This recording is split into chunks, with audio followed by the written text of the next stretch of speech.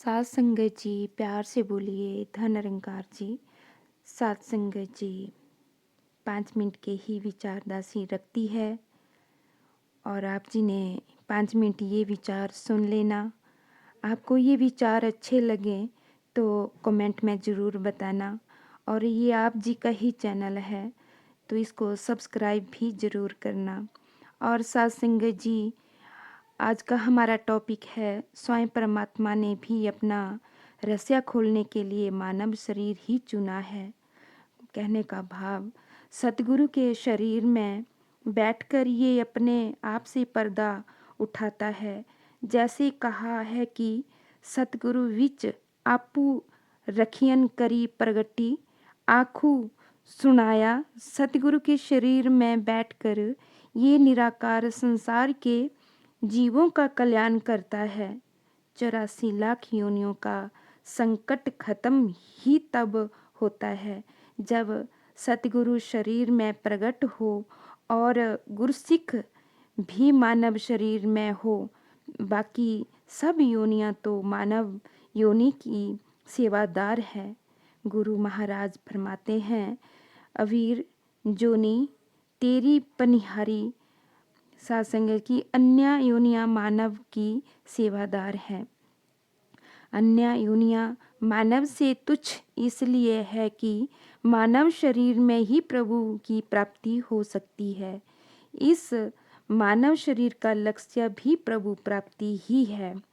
सासंग जी और सासंग जी गुरसिख मानता है कि ये सुंदर मानव शरीर भोग विलास के लिए नहीं मिला, ये तो प्रभु प्रेम के आनंद में जीने के लिए मिला है। मानवी सुख तो गुरु चरणों की धूली है, धूली के समान है। ये तो जगत स्वामी के साथ नाता जोड़ने से अपने आप ही मिल जाते हैं। यदि मालिक से नाता नहीं जुड़ता तो ये संसारिक पदार्थ तो नाम बिना जो पहने खाए जियो कुकरी जुठन महु पाई समान है। भोग विलास और संसारिक पदार्थों का सुख ना इस जन्म में सदा रहना है और ना ही इसके बाद। ये तो नाम रूपी आनंद ही है जो इस जन्म में भी और उसके बाद भी कायम रहता है। तभी गुरु साहिब ने ये सत्संग जी फरमाया है कि दुर्लभ देही पाई बड़ भागी मानो ना जप ही ते आत्मघाती। सत्संग जी ये ग्रंथों में भी ये बात लिखी गई है।